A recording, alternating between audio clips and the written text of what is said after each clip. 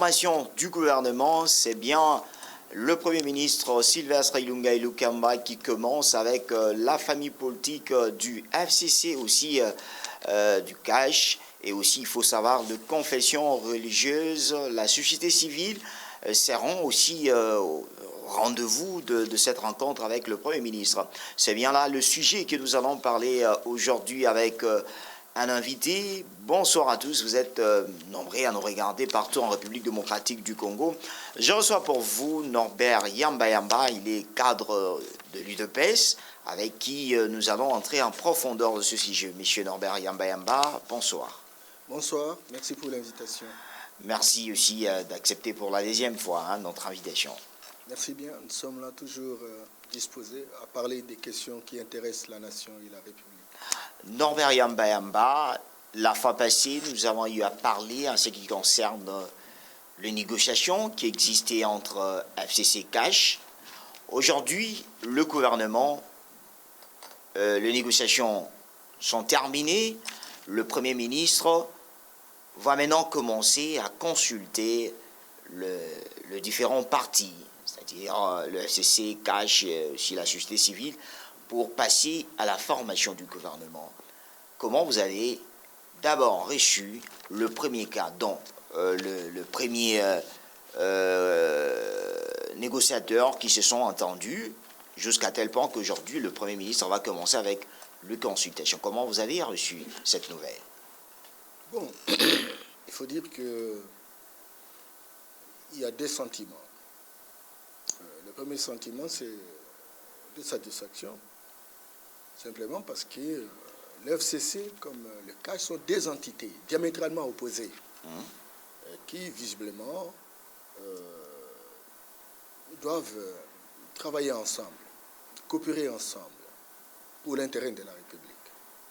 C'est une avancée spectaculaire et gloire à l'ambiance esthétique démocratique. Mais le deuxième sentiment, c'est de voir les résultats qui ont découlé véritablement de ces négociations. Je sais qu'il n'y a pas encore eu un message officiel, mais c'est très clair qu'on parle de plus en plus de 65 ministères. Juste un message de rappel, ils étaient à l'hôtel Campeski pour faire un message officiel à ce qui concerne le close de négociation. Bien entendu, bien entendu. Bon, nous ne pouvons qu'encourager les négociateurs pour que soient matérialisées leurs différentes recommandations. Cependant, je note que quand ça tarde, c'est quelque part, les choses ne sont pas encore suffisamment cuites. Suffisamment cuites simplement parce qu'il doit y avoir des petits problèmes de réglage. Bon, écoutez, on a déjà entendu. Nous devons nous habituer à entendre pour que, véritablement, il y ait des dramatisations de relations, qu'il y ait dégonflement, des tensions, mais qu'il y ait un certain nombre de décisions stratégiques consensuelles. J'ai toujours écouté, lorsque les gens disent, mais écoute, ça fait longtemps que le gouvernement n'arrive pas, il y en a ceux qui parlent de 8 mois, etc. Mais ils n'ont jamais fait attention pour comptabiliser les différentes étapes, parce qu'en réalité, lorsqu'il y a un gouvernement, c'est très clair que ce gouvernement doit être investi par l'Assemblée nationale. Or, il n'y a pas longtemps, l'Assemblée nationale a eu son bureau définitif. C'était au mois de mai. Nous sommes au début du mois d'août.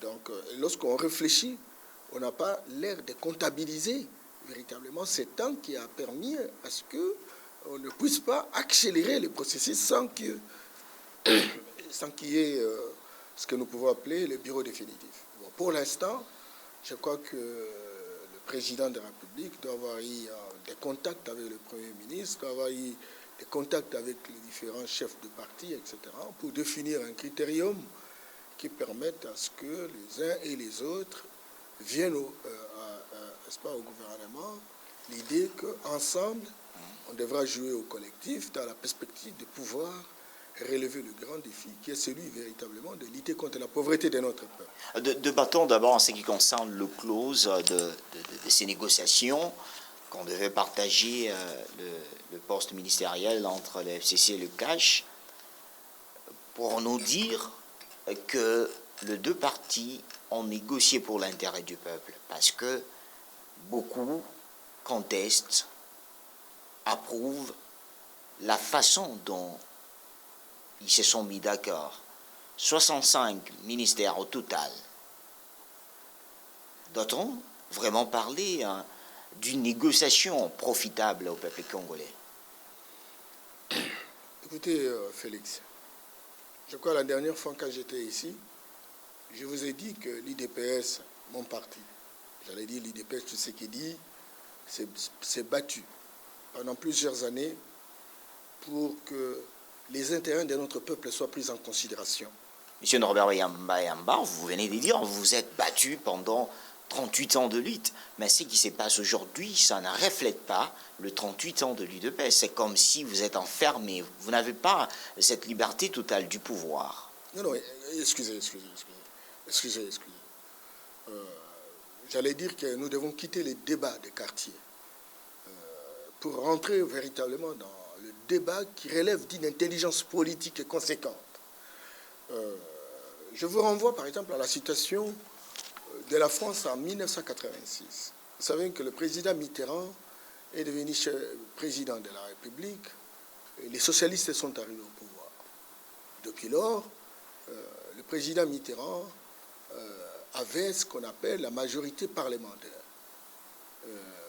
Et tout le temps, c'est la gauche, j'allais dire, les socialistes, sous le leadership de Mitterrand, qui nommaient le Premier ministre, parce qu'ils étaient majoritaires au Parlement.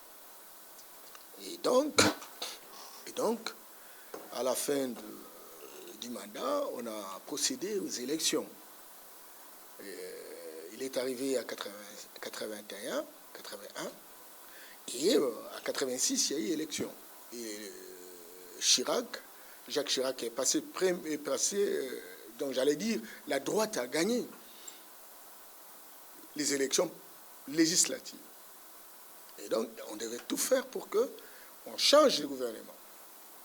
Et donc, ceux qui ont gagné, qui ont eu la majorité parlementaire, devraient accéder. Il s'agit ici, n'est-ce pas, de la droite, qui est différente, n'est-ce pas, de la gauche de Mitterrand.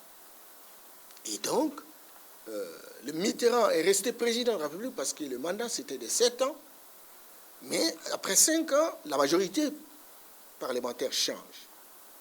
Et donc, c'est Mitterrand, c'est Chirac qui détermine qui doit être ministre de ceci ou ministre de cela. Vous n'allez pas dire que Mitterrand est resté une étiquette ou Mitterrand est manipulé par le Premier ministre. Mais c'est la Constitution de la République qui détermine les règles du jeu et qui stipule que lorsque on a une majorité parlementaire, et donc vous prenez le gouvernement. Mais la même Constitution voudrait que le gouvernement, au travers le Premier ministre, soit à concertation dans la définition des politiques publiques avec le président de la République. Dans notre Constitution, le président de la République est même président du Conseil de ministres. Il existe même des domaines de collaboration que d'aucuns appellent des domaines régaliens, etc. Et donc, moi je pense qu'aujourd'hui, plus que jamais, il faut que le Congolais évolue dans ses réflexions. Est-ce que le président de la République, qui aujourd'hui n'a pas une majorité parlementaire, est robotisé par cette majorité parlementaire au travers de leur autorité morale? Moi je dis non. Parce que nous sommes dans une situation de conformité par rapport à la Constitution. Mais tenez, il y a une évolution.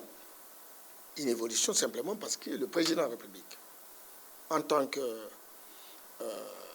fin politique, animal politique, a réussi, n'est-ce pas, à construire une coalition avec, n'est-ce pas, le FCC, CACH.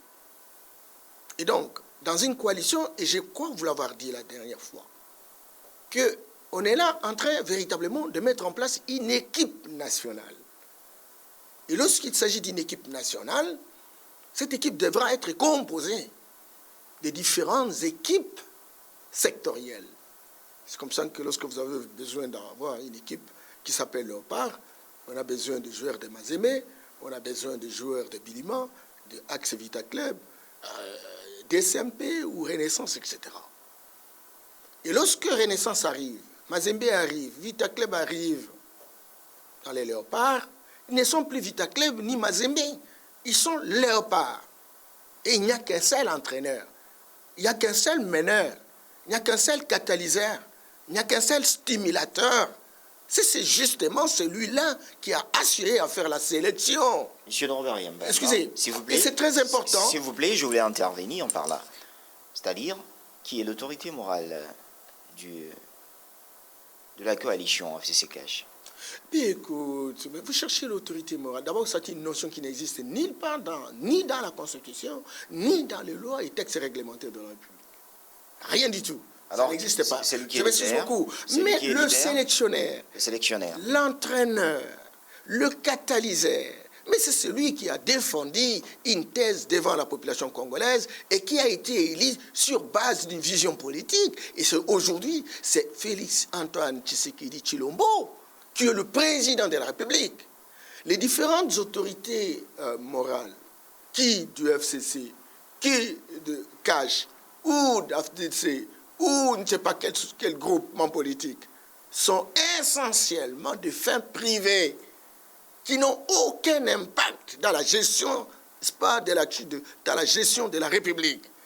C'est lui qui, véritablement, a la compétence de faire le monitoring de l'action publique, a la compétence d'avoir un droit de regard regardant par rapport à l'action des différentes institutions de la République. C'est le président de la République. C'est comme ça que l'article... Le président, on bloque certaines choses qu'il veut pratiquer pour que le pays avance, parce que vous venez de le dire, il est le seul sélectionnaire. Au moment où, aujourd'hui, il a des ordonnances qui étaient justement promulguées ici pour la nomination à la CNCC et aussi à la GECAMIN, jusqu'aujourd'hui, rien ne marche. Vous voulez dire que Félix Tshisekedi est le vrai sélectionnaire? Vous savez, je crois que j'ai fait une démonstration juridique pour montrer que le sélectionneur, c'est lui. Mais le reste, lorsqu'il y a telle ou telle décision prise par le président et que ça tarde naturellement à être rendu opérationnel, ça, c'est question de douleur d'enfantement. Et je crois vous avoir dit que nous avons connu 80 ans de colonisation. Nous avons connu 32 ans d'une dictature perfectionnée. Nous venons de connaître 22 ans d'une situation qui n'est pas loin de la situation intérieure. On a créé des habitudes, on a créé des attitudes, on a créé des pratiques et des comportements qui remettent en question la dynamique démocratique que nous voulons véritablement rendre opérationnelle. Et aujourd'hui, il y a des équipes qui ont joué le jeu, j'allais dire l'ancienne majorité et l'opposition, qui était autrefois animée par l'actuel président. Qui chacun a son sélectionnaire. Et donc, ce sont des entités diamétralement opposées. Et ce sont ces entités-là diamétralement opposées qui veulent travailler ensemble. N'entendez pas que les choses se fassent de manière mathématique ni mécanique. Il faut saluer de manière exemplaire ceux qui, aujourd'hui, véritablement, sont en train de construire ces passerelles, sont en train de construire ces interactions, pour qu'il y ait moins de casse. Et je crois que nous sommes sur la bonne voie. Le fait que l'autorité morale, vous l'avez dit, du FCC, avait déjà accepté la coalition, et notre autorité morale, que l'actuel président de la République, même si je n'aime pas toutes ces notions d'autorité morale, écoutez, aurait souhaité effectivement qu'on soit ensemble. Et toutes les discussions et les communiqués qui ont été lancés sur la place publique montrent très clairement que nous sommes en train de monter des synergies gagnantes. Il faut être optimiste. Il faut être optimiste. Mais ça là ne peut pas aller de manière mathématique, mécanique. Et donc, nous sommes dans un processus de dégonflement des tensions, dans un processus de dédramatisation des relations, dans un processus de dégonflement des velléités qui véritablement nous ont caractérisés et qui ont fait toute une vie pour les différents acteurs de la République. Bon, maintenant, pour le reste, il faut compter avec le président de la République, qui a moins d'émotions toxiques, Oui. qui a la capacité de gérer les contradictions et qui a la volonté volontariste de construire des partenariats stratégiques avec les autres, encore que les autres aussi fassent un bon bondissement, parce que le peuple congolais attend. Le peuple congolais n'en veut plus de sursis, et le peuple a besoin véritablement, pour avoir été le dindon de la farce de l'élite politique, le peuple voudrait qu'il y ait cette attente, que tout le monde ait le cœur dans l'ouvrage. La perspective, c'est de dire, soyons ensemble, nous avons foutu le pays à la merde, aujourd'hui plus que jamais, payons le droit à la contestation pour avancer. Et avancer alors, parce qu'il y a une boussole, Norbert, et laquelle boussole est définie par le président. Norbert Yamba, le peuple congolais a besoin qu'il puisse bien habiter dans un pays où on trouve la vie sociale facile. Dans le communiqué lancé par la FCC, les cache 65 ministères. Ce n'est pas vraiment bidétivore d'avoir 65 ministères, d'autres ministères. À l'intérieur, c'est comme si on créait pour que les gens puissent se retrouver dans leur coalition. Est-ce que l'intérêt du peuple était visé? Parce que dans cette coalition, on trouve d'autres postes qui n'existaient pas, depuis même que le Congo est là. Vous savez, M. Félix, je m'excuse beaucoup, je n'aime pas parler de mes qualités, mais quand même, j'ai été formé comme médiateur des conflits. Médiateur pour la résolution passive des conflits. Lorsque vous voulez trouver une solution durable face à un problème qui relève d'un conflit entre les différentes entités, ne venez pas avec des solutions prêtes à porter. Il faut scanner la situation, il faut photographier, il faut diagnostiquer et savoir quel est le souhait de telle entité, quel est le souhait de l'autre entité, quels sont les points de convergence, quels sont les points de divergence, et faire en sorte de mettre les divergences au frigo et de construire véritablement la dynamique autour des points de convergence. Vous savez, généralement chez nous, que l'élite politique a été foncièrement fabriquée pour s'enrichir, travailler pour ses intérêts individualistes. Et donc, on ne peut pas, sur base d'un décret, sur base d'une déclaration, changer les gens. Il faut un processus. Et ce processus qui parte de la réhabilitation des institutions de la République, mais qui part également de la sensibilisation. Donc, on a connu des cycles électoraux dans notre pays. Le cycle de 2000, de 2006 en 2011, 2018. Même avant, avec ce qu'on a assisté, l'1+4. L'idée pour le Congo et les Congolais était une idée, pas pour faire le sacrifice, mais c'est pour permettre à ce que chacun gagne sa vie au travers des postes que l'on peut créer essentiellement pour apaiser les uns les autres. Parce qu'ils sont opposés, et ils ne sont pas opposés simplement parce qu'il y a clivage. Mais là, l'intérêt du peuple n'est pas comptable. Hein. Ils sont opposés non pas parce qu'il y a clivage idéologique, mais ils sont opposés parce qu'il y a clivage d'intérêt. Et si vous voulez trouver une solution, il faut savoir compartimenter ce que je peux considérer comme un butin pour qu'il soit apaisé. On a fonctionné comme ça depuis la guerre d'Afdel jusqu'à aujourd'hui. Et c'est comme ça que de temps en temps, quelqu'un est à l'opposition, il a tendance d'aller à la majorité, même s'il a été opposant radical. Simplement parce qu'il sait qu'il va trouver quoi manger, etc. Il faut rompre avec cela.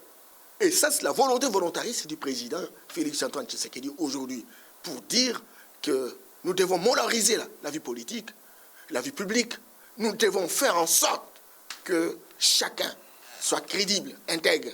Et de cette manière-là qu'on va relever le défi. Mais aujourd'hui, est-ce que 65 ministres, je crois vous l'avoir dit, que le Congo-Kinshasa, dans sa constitution révisée, telle qu'elle est modifiée à ce jour, la Constitution du 18 février 2006, a consacré dans son article 3 la décentralisation.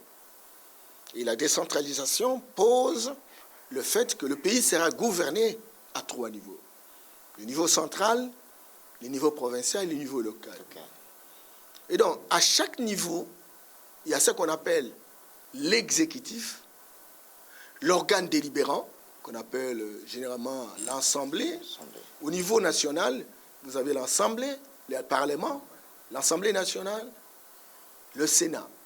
Et l'exécutif, vous avez le gouvernement de la République, au travers des différents ministères qui sont répartis dans les différents secteurs de la vie nationale. Et vous avez le cours et tribunaux à l'échelle nationale. Lorsque vous êtes en province, c'est la même chose. Lorsque vous êtes au niveau local, c'est-à-dire les villes, les communes, les secteurs et la chefferie, c'est comme si vous étiez dans une république. Et à chaque niveau, il y a celui qui est censé être le chef, ses ministres et ses députés, peu importe leur dénomination. Et donc, il est démontré aujourd'hui, sur base d'une étude de prospective, que le niveau provincial, et vous savez, aujourd'hui, on est avec 11 provinces, aujourd'hui on en a 26. Et nous avons 50 gouverneurs et vice-gouverneurs. Mais chaque province, vous avez au moins 10 ministres. Et beaucoup de gouverneurs font en sorte que pour positionner les leurs, ils créent ce qu'on appelle des commissaires, n'est-ce pas, qui sont chargés au rang du ministre, en fait. C'est une façon de contourner la loi, en fait. Et chaque ministère a des services. Il y a ce qu'on appelle des administrations déconcentrées, des administrations décentralisées. Il y en a des administrations qui ne sont même pas encore en rang opérationnel, ce qu'on appelle généralement les administrations propres.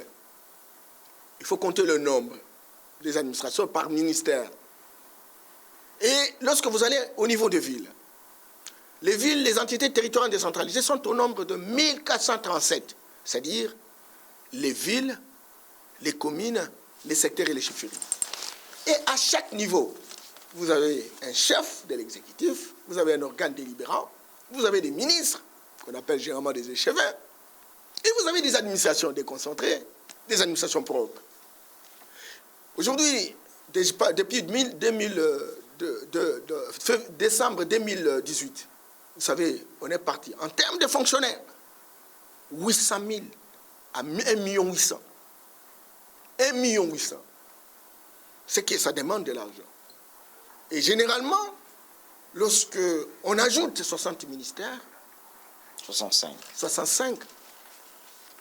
Mais écoutez, il faut ajouter aussi le nombre des secrétariats généraux. Parce que les secrétaires généraux, au moment où nous parlons, ils sont 54. Avec autant de ministères, saucissonnés. Il faut encore 10. Saucissonnés. Il faut ajouter encore 10. Cher Félix. Alors, vous ne voyez pas qu'au niveau de PES, votre combat sera perdu. Non, ce n'est pas perdu. Sera perdu, monsieur Norbert. Ce n'est pas perdu. C'est pas pour les ministères qui sont créés, même si que l'intérêt dans les négociations doit être profitable de tous les deux partis, vous ne voyez pas que le peuple ne pourrait pas s'y retrouver. Beaucoup de ministères, 65, même les autres qui sont créés pour faire plaisir qu'aux négociateurs. On y va lentement, de manière graduelle, progressive et évolutive. Même si ça choque. Mais ce sont ces chocs-là qui ont permis qu'on passe construire la coalition qui a des douleurs d'enfantement. Lorsque un prof nous disait, Maldag, ce n'est pas parce que c'est difficile que l'on n'ose pas. C'est parce que l'on n'ose pas que c'est difficile. Il faut oser. Et vous verrez que c'est facile. C'est-à-dire vous osez. Hein. Et nous devons oser. Si cela peut ramener véritablement la paix. Parce qu'il faut toujours... Et là, c'est l'heure que j'aime. Même si la machine est grande devant non, bien entendu. Une bataille bien entendu. Impossible vous savez, à faire tomber. Vous savez, il faut toujours faire l'analyse coût-bénéfice et risque d'une option qui est prise avant de critiquer. Dis-moi, si dans l'hypothèse, on ne s'entend pas, on ne crée pas une coalition, et alors maintenant, le FCD dit, moi je vends de mon côté. Nous disons, nous allons de notre côté. Quel sera le résultat? Mais si le FCC, qui a eu à gérer pendant 18 ans, et qui voudrait être avec nous, et qui ne se serait pas dépouillé de ses habitudes, de ses attitudes, de ses comportements, que nous devons accepter comme tels et les convertir dans la dynamique véritablement des changements de la situation. Mais écoute, il faudrait qu'à un moment donné, nous puissions mettre tout notre rigueur au frigo pour que nous puissions côtoyer nos frères et sœurs, pour que nous puissions construire des synergies gagnantes. Le moment viendra où on va comprendre que aujourd'hui, le Congo-Kinshasa n'a pas l'air de fonctionner. Le Congo-Kinshasa est en genoux. Et qu'avoir autant de ministères, avoir autant de services administratifs, avoir autant, ça crée ce que nous appelons la bourgeoisie politique, à 3 échelons, national, provincial et local. Et qu'à tout état de cause, pour ne pas absorber tous les capitaux, n'est-ce pas, j'allais dire, le budget de la République, qui du reste est maigrichon, eh bien, il y a moyen qu'on puisse revisiter. Et là, le président aura un argumentaire pour dire, au regard de notre parcours, au regard de ce que nous avons fait, au regard des besoins de notre peuple, il y a moyen de revisiter. Là, il peut véritablement, n'est-ce pas, brandir cet argumentaire. Vous ne voyez pas que c'est trop tard. C'est pas trop tard. C'est pas trop tard. La vie, c'est chaque jour. Et même ce gouvernement-là, avec Félix Antoine Tshisekedi, nous sommes là, nous devons faire ce que nous pouvons. Et puis, il y aura un gouvernement, un autre, encore que nous voulons véritablement que nous puissions doubler. Pourquoi pas? Et donc, nous voulons, on va travailler, on ne va pas terminer tous les problèmes, mais on va y aller mollo, jusqu'à impliquer l'ensemble de notre peuple pour que nous ayons une mise à niveau commune, de telle sorte que même lorsqu'on veut critiquer, que vous ayez des éléments plausibles qui vous permettent de consolider une conviction. Mais aujourd'hui, on critique des choses, on est dans le débat de la rue, dans le ragot des bas étages, même et on n'a pas véritablement... Au niveau de votre parti politique, il y en a qui ne sont pas d'accord avec cette répartition de postes, c'est qui ne sont pas même la base que vous avez tout le temps chanté, base, n'arrive pas à aimer cette coalition FCC-CAJ. Bien entendu, parce qu'effectivement, à un moment donné, la base peut bien s'exprimer au regard de l'observation, au regard des attitudes. Je vous ai dit qu'une équipe nationale... Pourquoi elle n'est pas écoutée? Excusez. Pourquoi elle n'est pas écoutée? Une équipe nationale, c'est une équipe qui regroupe les différentes entités. Et chaque entité laisse ses étiquettes pour venir jouer véritablement le jeu de l'équipe nationale. Mais lorsque la base observe qu'il y a des entités qui ne veulent pas lâcher leur étiquette et qui veulent véritablement ne pas suffisamment respecter l'entraîneur, eh bien, la base peut pouvoir déplorer le comportement. Mais l'entraîneur, qui sait que son rôle, c'est de construire les arbitrages, c'est de pouvoir convertir les uns les autres, c'est de considérer les médiocres comme les bons, et qu'il a cette mission de les convertir pour avancer. Écoutez, il ne peut que véritablement aider la base à façonner une opinion qui leur permette aussi de gérer les différentes contradictions et d'avoir la maturité nécessaire pour lui permettre de faire avancer le pays. Sinon, on va entrer dans un processus de confrontation qui ne va pas véritablement donner des résultats. Alors, quel sera c'est-à-dire le résultat de celui qui ne sera pas converti? Parce qu'aujourd'hui, on parle que le FCC, c'était une famille qui a laissé le pays par terre. Félix Tshisekedi, une coalition avec le FCC, beaucoup de personnes, il y a même certains cadres au niveau du FCC qui n'arrivent pas à avoir de propos dignes à l'égard du chef de l'État. Est-ce que Félix Tshisekedi, avec tous ceux 65 ministres qui seront disciplés dans quelques semaines, déjà connus, Félix Tshisekedi aura la tâche facile, M. Norbert Yambaba, ou bien la base devait se prendre encore en charge? Le président de la République mène des combats et il en est conscient. Il emmène avec qui? Il mène des combats. Le premier combat, c'est de construire la sécurité dans notre pays, maintenir l'intégrité territoriale, lutter contre les agresseurs et tout ce qui véritablement crée des poches d'insécurité dans notre pays, où il se trouve. Le deuxième combat, c'est le combat contre les antivaleurs, les pratiques, les attitudes, les comportements très malsains des hommes et des femmes politiques qui ont construit véritablement un château d'antivaleurs et en ont fait profession dans la gestion des affaires publiques. C'est pas facile. D'où vous êtes coalisé. Mais si on ne se coalise pas, comment va-t-on convertir les gens? Comment va-t-on changer les gens? Vous voulez que nous puissions travailler en solo? mais le pays ne réussira pas. Parce que tous ceux qui aujourd'hui sont responsables de la destruction massive de notre pays sont aussi des Congolais. On a besoin véritablement du concours de tout un chacun. Mais il faut savoir s'associer avec eux. Il faut savoir leur dire que ceci est bon, ceci n'est pas bon. Parce qu'ils n'ont pas construit cette culture-là.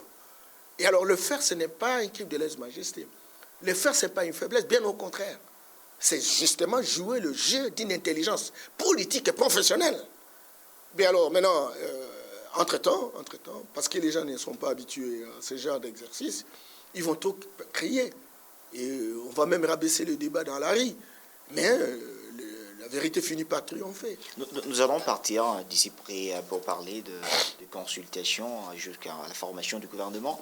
Parlons d'abord de répartition de postes au niveau du cash FCC. Le FCC en a 42, le cash 23. Est-ce que ça arrive à vous motiver de faire un bon combat au moment où beaucoup de ministères qui partent vers le camp du Front commun pour le Congo? Je vous ai dit que le président de la République, conformément à l'article 69, est le régulateur des institutions de la République. Le président de la République est président du Conseil des ministres. Le président de la République définit les politiques avec le gouvernement au travers du Premier ministre. C'est très clair. Mais ici, de sur quoi? Nous sommes dans une coalition. Peu importe le nombre de ministres. Le président de la République a un droit de regard. Et droit de regard, une emprise à la fois matérielle et morale sur n'importe quel ministre, fut-il du FCC. Encore qu'ici, on ne parle plus du FCC, on parle d'une coalition dont il en assure le leadership. En tout état de cause. Il n'y a pas match. Il n'y a pas match. On va avoir peur pourquoi? C'est vrai qu'à l'intérieur de la coalition, on essaie de voir les différents poids politiques, etc. Mais croyez-moi, le président de la République a été hyper efficace. C'est pas facile d'avoir même les 23. Je voudrais dire... C'est-à-dire vous étiez obligé d'avoir moins de 23 ministres. À notre compatriote, que la Constitution de la République impose une coalition. Mais à l'intérieur de la coalition, il y a diversité d'intérêts qu'il faut gérer et qu'il faut prendre en considération. Et le FCC, dans ses calculs politiciens, a obtenu les résultats que nous avons, pour lesquels nous ne pouvons plus faire des commentaires, parce que d'aucuns sont censés véritablement connaître comment les choses se sont passées. Quand cela ne tienne, nous sommes obligés de travailler ensemble. Parce que le Congo, c'est notre plantation, c'est notre église, c'est notre village. Et donc, le président de la République, parce que c'est lui qui préside les réunions du Conseil des ministres, rien ne peut lui échapper, mais est en train véritablement aussi de mettre en valeur toutes les institutions de la République qui sont des structures de dissuasion. Si hier, à un moment donné, la Cour des comptes peut aller dans tel ou tel ministériel sans rien faire, aujourd'hui, le travail à faire, c'est de dire équiper la Cour des comptes, bien payer ses magistrats, faire véritablement, n'est-ce pas, d'analyse des comptes, etc., et donner le résultat, faire des recommandations. Certes, ça va aller à l'Assemblée nationale, mais le président de la République avait déjà prévu que dans son cabinet, il y aura un office qui devra s'occuper du changement des mentalités et qui véritablement fera le monitoring des faits de corruption. Et donc, il y aura un partage de rôle dans une sorte de synergie gagnante pour qu'il y ait un système de surveillance mutuelle et que personne ne peut plus se sentir comme un poisson dans l'eau. Ça, il tient mordicus et ça ne se négocie pas. Et donc, quiconque qui vient, parce qu'effectivement, le FCC a 42 ministres et qui voudrait véritablement s'amuser comme par le passé, simplement parce qu'il sera soutenu par l'Assemblée nationale ou le Sénat, simplement parce qu'effectivement, ils sont majoritaires, ils sont dans une sorte d'acquiescence, mais ils se trompent d'époque. Parce que, croyez-moi, lorsque le président de la République devient président de la République, c'est la même constitution. C'est la même constitution. Il a un droit de constater les faits et de prendre des sanctions. Certes, en collaboration avec certaines institutions de la République. Mais si les institutions de la République, dissoudre l'Assemblée, si les institutions de la République ne s'accommodent pas n'est-ce pas? Avec sa vision. Avec la vision du président de la République. Je crois que le président de la République a la capacité de persuasion pour leur donner la possibilité de comprendre que nous avons un seul défi, qui est celui de lutter contre la pauvreté de notre peuple. Est-ce que la vision du cash est tellement bien comprise par le FCC, la vision du cash, du président Félix-Antoine Tshisekedi? La vision ne peut pas être comprise du coup. Je vous ai dit que ce sont des entités qui ont fonctionné de manière isolée. Mais maintenant, on est ensemble, c'est petit à petit que les gens acquièrent. Alors, que devait faire le président Félix Tshisekedi? Comment? Pour imposer cette vision, que devait-il faire? Mais écoutez, c'est à travers, par exemple, les réunions gouvernementales. Vous savez qu'on va faire les réunions gouvernementales, mais il y a un programme qui doit être mis en place. Il n'y aura pas de comptes à rendre à Kinga Kati, hein? Non, comment ça? Comment vous pouvez vraiment... Même vous croyez que le président a certains placebos-là qui doit aller faire du tour à Kinga Kati? Beaucoup l'accusent, hein? On l'accuse simplement parce qu'on est dans les débats de d'être comme une étiquette. Non, mais comment une étiquette? Kinga Kati, il y a un ancien président qui est aujourd'hui devenu sénateur, mais qui a le chef d'un groupement politique, qui est en coalition avec nous. Entre nous, sincèrement, les Congolais et les Congos, vous cherchez quoi?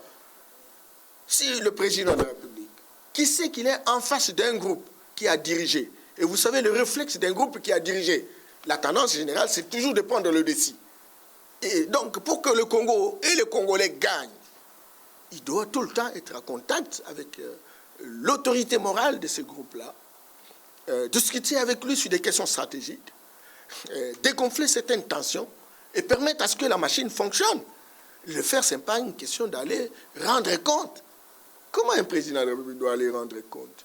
Mais un président de la République qui est soucié de l'avenir de son peuple, qui a de l'humilité et qui croit que cette humilité peut payer, il est capable d'aller même avec le diable, composer avec lui, pour dire, écoutez, voilà, si le Congolais peut gagner, pourquoi pas? Et c'est ce qu'il fait.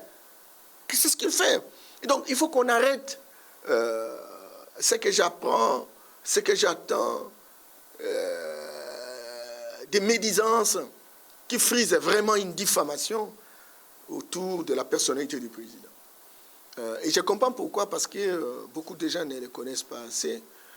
Il sourit, mais c'est un monsieur avec un majuscule. Il sait sourire, mais en ayant sa décision avec lui. Faites attention, faites attention, faites attention. Et je crois que maintenant, les gens du FCC connaissent qui il est, et ceux qui discutent avec lui, ceux qui croient que c'est un placebo. Je ne pense pas que dans leur esprit, aujourd'hui, ils peuvent se dire qu'ils ont affaire à un placebo. Il sait dire ce qu'il pense, il sait dire ce qu'il voudrait, et il sait négocier pour qu'on puisse avoir des points d'intersection. Mais qu'est-ce que vous voulez? C'est ça, véritablement, être leadership. La capacité de faire des arbitrages, la capacité de scanner la situation, la capacité de rechercher des solutions qui permettent que le dividende soit réparti à différents acteurs qui sont des parties prenantes. Et ça, il a cette capacité. C'est ça l'intelligence politique. Norbert Yamba, nous parlons de négociateurs. Aujourd'hui, 65 ministères. Un autre sujet, c'est bien cette consultation qui commence pour poste de ministre. Le Premier ministre, Sylvestre Ilunga Ilunkamba, devrait se rencontrer de la soirée d'aujourd'hui avec le FCC, le CACH, des confessions religieuses, la société civile, pour former, avoir 2 personnes qui le peuple congolais va compter sur avec l'avenir. On a parlé du checking. La fois passée, vous avez parlé que le président de la République va faire le checking. Déjà, 3 postes par chaque ministère. 3 personnes devaient se représenter. Est-ce que vous voyez que M. Sylvestre Ilunga aura une tâche facile? Non, mais il est là, pourquoi pas? Ne sera pas imposé? Ne sera pas imposé? Non, mais d'abord, ce sont les familles politiques qui choisissent. Et on les lui présente. Et il fait le checking. Et après son checking, il y aura un deuxième checking du président lui-même. C'est très important. Nous sommes dans le cadre d'une approche de concertation. M. Ilunga c'est un professionnel. Moi, je le salue là où il est parce que je l'ai vu circuler dans les différentes institutions de dissuasion, notamment la Cour des comptes, l'inspection générale des finances. Moi, je dis, ça y est, c'est ça la vision du président, non? La remise en valeur de toutes ces structures qui auraient pu faire véritablement la dissuasion, mais qui n'ont pas fonctionné simplement parce qu'il y a une volonté délibérée de les neutraliser. Vous voyez, et que Ilunga, aujourd'hui, on le voit en train de circuler, discuter, prendre contact avec toutes ces institutions. Et puis bon, à la longue, et comme le président est véritablement très engagé par rapport à cette remise en valeur, et donc, je pense que ça va aller. Donc, il n'y a pas de problème. On détermine le nombre de ministres, mais il faudrait quand même que chaque ministre qui est présenté ait un background. On ne va pas aller apprendre à signer le même jour, on vous nomme ministre. Et c'était le cas, plusieurs fois. Plusieurs cas. Quelqu'un qui signe pour la première fois, ce n'est pas normal. Et c'est comme ça qu'aujourd'hui, les gens ont profité d'intérêt faire tout de même des graines pourries, germent bien. Quand elle est ministre de ceci, il quitte le ministère et on ne pose même pas la question. En dehors de signer les lettres, il n'a pas mené aucun. Est-ce que dans ce gouvernement, d'autres Congolais sont intéressés? Parce que on pourrait apprendre la FCC qui a déjà 42 ministères, le CAJ en a 23, c'est-à-dire la société civile est exclue dans cette formation du gouvernement. Ça signifie que vous composez votre clan du FCC CAJ et vous exclusez les autres. Non, mais écoutez, moi que vous voyez ici, j'ai fait l'opposition depuis ma jeunesse, mais par mes fonctions de consultant, d'animateur de développement, j'ai travaillé comme partie prenante à la société civile du Congo. Les premiers livres qui ont été écrits pour donner un contenu, je pourrais même dire que je suis doctrinaire de cette question. Il n'y en a pas deux, c'est maintenant que les gens écrivent. Nous, on a écrit, au début des années 90, des livres qui ont circulé à travers le monde sur la question, la problématique de la société civile. La société civile n'est pas une structure pour accéder au pouvoir. La société civile, elle est là pour faire le monitoring de l'action publique. Mais dans la société civile, il y a des hommes et des femmes qui ont des compétences, qui ont un profil, qui ont un background. Et lorsque vous avez des autorités qui ont la volonté de pouvoir transformer la République, elles peuvent dire, tel monsieur, individuellement, tel monsieur peut être appelé professeur, par exemple, de droit. On a besoin d'une question de droit et que telle ou telle personne ou personnalité a une expérience éprouvée. À ce moment-là, on peut faire appel à lui. Mais pas une société civile organisée qui s'en va et dit vous partagez le pouvoir, partageons le pouvoir. Mais ce n'est pas sérieux. Ça, nous sommes dans une sorte d'incantation à la zaïroise. Et on va arrêter jusqu'à quand? Certes, je me rappelle bien, l'accord de Sainte City a donné libre cours. Et j'ai vu, même les Bayettes, ils ont commencé société civile, ministre pour les cas de la société civile. Mais faisons directement la politique. À un moment donné, moi, je faisais des parties véritablement de ça. Mais je fais à ciel ouvert la politique. Soyons sérieux, soyons intègres. Nous ne pouvons pas nous cacher. J'attends des discours. Vous allez suivre. Quelqu'un, il est du FCC, mais il est société civile. Il tient le discours du FCC. Et un groupe d'associations, elle est favorable. Ce n'est pas aussi l'intérêt qui prime. À l'opposition, il fait un discours, mais on va aller jusqu'où? Chers compatriotes, j'ai beaucoup apprécié le travail, par exemple, des mouvements citoyens. Ils ont fait beaucoup de choses, même s'ils ont encore un défi. La capacité de mobilisation citoyenne, ça encore, c'est un défi. Il ne faut pas que 2, 3, 4, 5 personnes, mais il faut aller véritablement dans le cadre de la mobilisation pour permettre à ce que les citoyens soient debout et s'engagent résolument à pouvoir monitorer l'action publique. Mais arrêtez de demander des postes ministériels. Arrêtez, sinon alors le président... Ils n'ont pas besoin de demander parce qu'ils ont fait aussi la lutte ensemble. Mais arrêtez, ça sont des conneries. Ce sont d'être des pseudo-chercheurs politisés. C'est la jeunesse. C'est la jeunesse qui réclame parce que aujourd'hui, beaucoup de vous politiciens, vous n'arrivez pas à faire la part de choses. La jeunesse ne se retrouve pas. Oui, mais écoute, la jeunesse, c'est quoi, cette jeunesse? Jeunesse, c'est quoi? C'est l'avenir de écoutez, demain. non, il y a une étude qui a été faite et toute la jeunesse, toutes les générations dans notre pays, polluées, brûlées complètement. Quelle jeunesse? Les gens que vous voyez là... Alors qu'il y en a l'auteur. Bien entendu, mais il y a toujours des exceptions, ça c'est évident. Mais il faut prouver de quoi vous êtes capable. On ne peut pas vous donner un ministère de la République simplement parce que vous parlez français. Ah non! Ah non! Et on a travaillé pendant autant d'années comme ça, en remettant des responsabilités. Et aujourd'hui, le Congo est à genoux.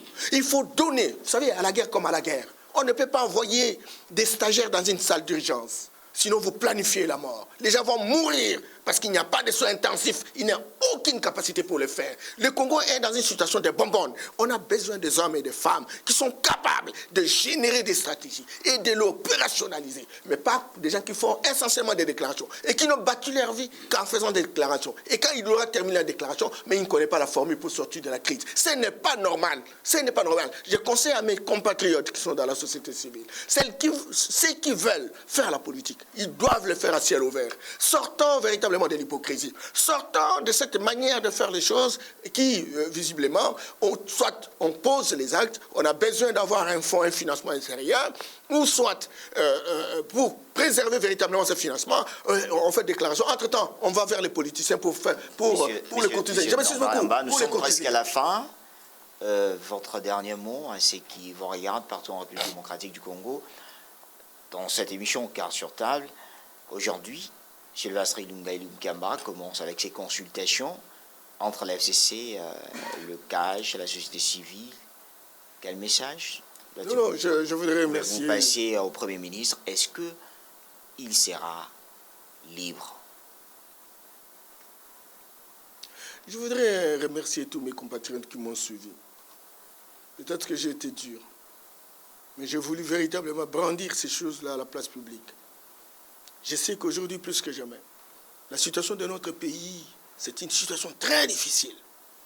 Ce n'est pas facile d'être à la place du président Félix-Antoine Tshisekedi. Gagner les élections présidentielles, mais sans avoir les institutions subalternes à votre disposition. Et ces institutions sont occupées par l'ancienne majorité, qui a géré pendant 18 ans, qui a acquis des habitudes, qui a acquis des attitudes, des comportements, des pratiques, et qui visiblement ne peuvent pas véritablement partir le même jour. Parce que chasser le naturel, il revient au galant. Il faut beaucoup de tact, il faut beaucoup de stratégie, il faut beaucoup d'humilité, il faut beaucoup de contacts pour arriver véritablement, ne serait-ce qu'à gagner des espaces pour faire avancer la République. C'est ce qu'il fait. Il n'y a pas question de placebo, il n'y a pas question de marionnette, il n'y a pas question de robotisation, mais il s'agit question d'une intelligence politique. C'est en quoi je voudrais vous demander de lui prêter main forte, encore que les gens du FCC. Nous avons créé une coalition, nous sommes ensemble, nous sommes une équipe nationale. Dédramatisons nos velléités, dégageons-nous des émotions toxiques, soyons ensemble, formons une équipe soudée pour relever les défis. Et le vrai défi, c'est de lutter contre la pauvreté. Je voudrais également demander à mes amis dans la société civile. Moi, ça me fait honte. 10 secondes. Ça me fait honte quand je vous attends, quand vous donnez le poste. Mais arrêtez! Allez, venez dans les partis politiques. Monsieur Travaillons pour que nous puissions gagner gain de cause. Merci d'accepter notre invitation. Je rappelle, vous êtes cadre de l'UDPS. Merci bien, merci pour l'invitation. On est toujours disposé pour qu'on échange entre nous et nous attendons le gouvernement. Le moment venu, nous allons donner notre point de vue. Mais en tout cas, moi j'ai donné les éléments force qui permettent véritablement de consolider la conviction de nos compatriotes. Merci, chers téléspectateurs. C'était bien 45 minutes avec ce magazine Carte sur table. Vous étiez nombreux à nous regarder partout en République démocratique du Congo. Merci de rester branchés à la continuité de nos programmes. C'est bien sur la télé autrement. Au revoir et à la semaine prochaine.